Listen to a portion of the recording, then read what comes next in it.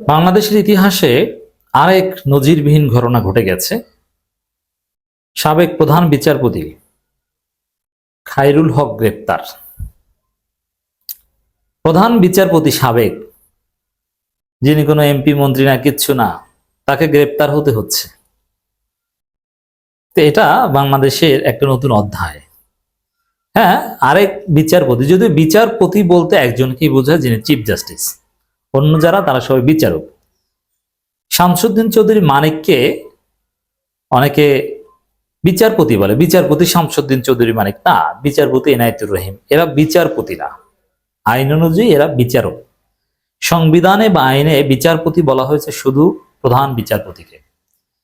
তো প্রধান বিচারপতিকে গ্রেপ্তার হতে হয় নজিরবিহীন। শুধু বাংলাদেশে না, পৃথিবীর ইতিহাসে বিরল। তা বাংলাদেশের ইতিহাসে রাজনীতিতে বিরল ঘটনা ঘটে গিয়েছে।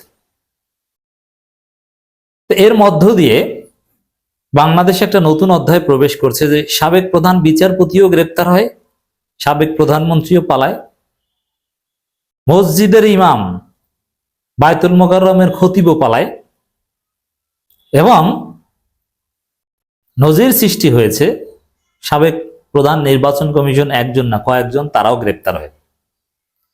কেউ ছাড় পায় না। এটার ভবিষ্যৎ তাৎপর্য অনেক। ভবিষ্যতে আকাম করে কেউ ছাড় পাবে না।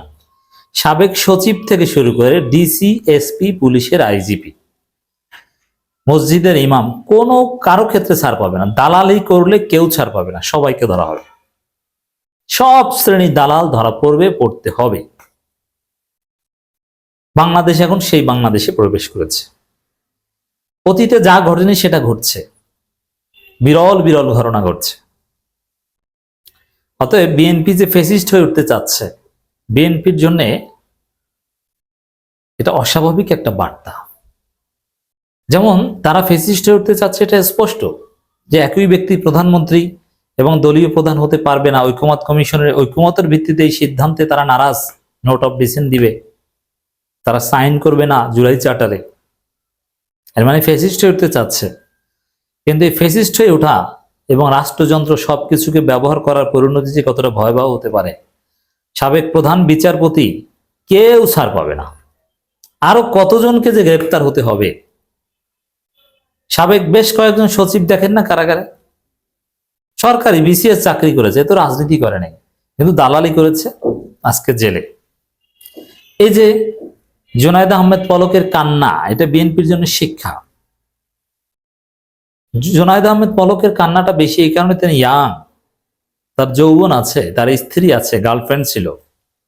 শুধু স্ত্রী না, অনেকগুলো গার্লফ্রেন্ড ছিল, ডেফিনেটলি। এটা চোখ বুঝে আপনি বিশ্বাস করতে পারেন। আওয়ামী লীগ কখনো ভালো হয় না।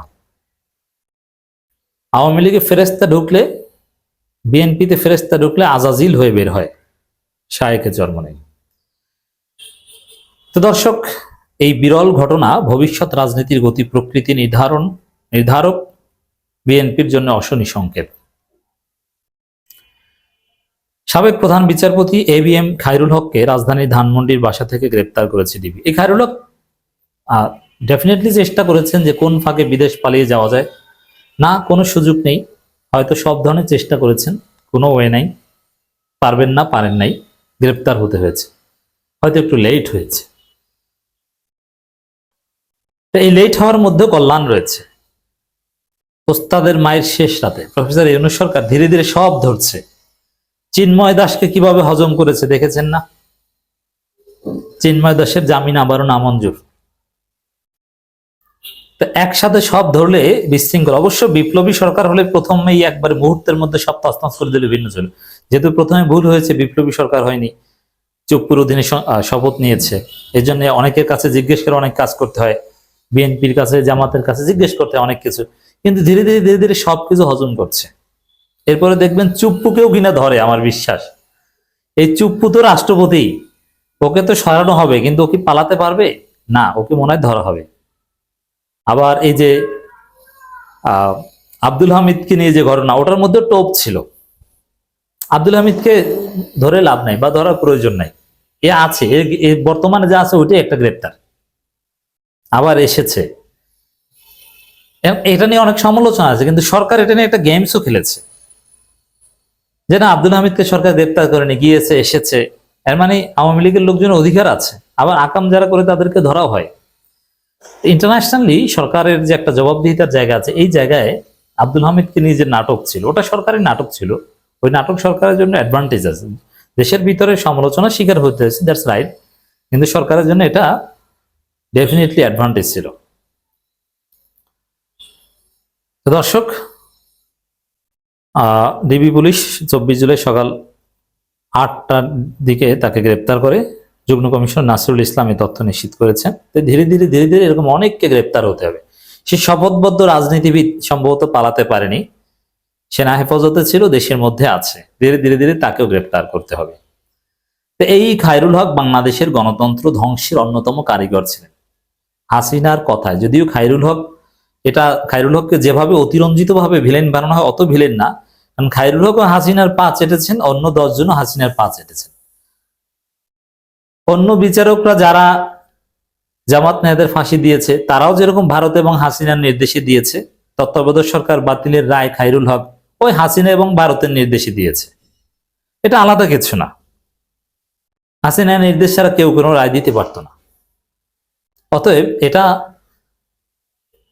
সিম্পল ঘটনা যে এরকম অসংখ্য বিচারপতি বা আমলা, অমুক তমুক, পুলিশ, সেনাবাহিনী বলেন, এরা হাসিনার পা চেটেছে জাস্ট এই। দেশে 19তম প্রধান বিচারপতি হিসেবে এবিএম খায়রুল হক শপথ নিয়েছেন 2010 সালের 30 সেপ্টেম্বর। তো ওই সময় হাসিনা যাকে প্রধান বিচারপতি বানিয়েছে, তাকে অবশ্যই যাচাই বাছাই করে বানিয়েছে, যেন তার কথা শুনে, আবার দাঁড়িয়েও রেখেছে। এদিকে সম্প্রতি সাবেক প্রধান বিচারপতি খায়রুল হককে গ্রেপ্তার ও বিচার দাবিতে সংবাদ সম্মেলন করে জাতীয়তাবাদী আইনজীবী ফোরাম। দেশের বিচার বিভাগ ও গণতন্ত্র ধ্বংসের মূল কারিগর উল্লেখ করে তাকে বিচারে মুখোমুখি করার দাবি জানায় সংগঠনটি।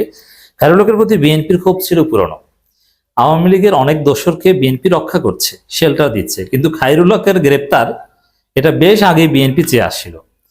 কিন্তু বিএনপি বা জামাত কারো গ্রেপ্তার চাইলে যে সাথে সাথে গ্রেপ্তার করে তা না। এখানে সরকার ধীরে ধীরে গেমস খেলছে, আস্তে আস্তে ধরছে, একে একে সবাইকে জালে আবদ্ধ করছে। তো দর্শক, এই জিনিসগুলো সত্যি চমৎকার। এই বিরল ঘটনাগুলো বিএনপি খায়রুল হকের গ্রেপ্তার দাবি করলো, এটা বিএনপির জন্য আরো বেশি অশনি সংকেত। কারণ সামনে বিএনপি এই কাজ করবে, তারা এই বিচারপতি নিয়োগ থেকে শুরু করে নানান বিষয়ে বিএনপি মেকানিজম করছে যাতে তাদের পছন্দের লোকজনকে নিয়োগ দেওয়া যায়। এই বিচারপতি নিয়োগ ক্ষেত্রেও বিএনপি নাটক করেছে। তারা বলেছে যে একদম জ্যেষ্ঠতার ভিত্তিতে হতে হবে, এটা জরুরি না, তাহলে অযোগ্য লোকও হতে পারে, নানান কিছু বলছে, যে সিনিয়রদের মধ্য থেকে একজন হলে, এরকম উদ্ভট অনেক প্রস্তাব দিচ্ছে। মানে বিএনপি সব প্রস্তাবনার মূল হচ্ছে যাতে তাদের মতো করে দলীয়করণ করা যায়। এই জন্যে বিচারপতি খায়রুল হকের এই গ্রেপ্তারের মতো যে বিরল ঘটনা ঘটলো বাংলাদেশে, এটা বিএনপির জন্য অশনি সংকেত।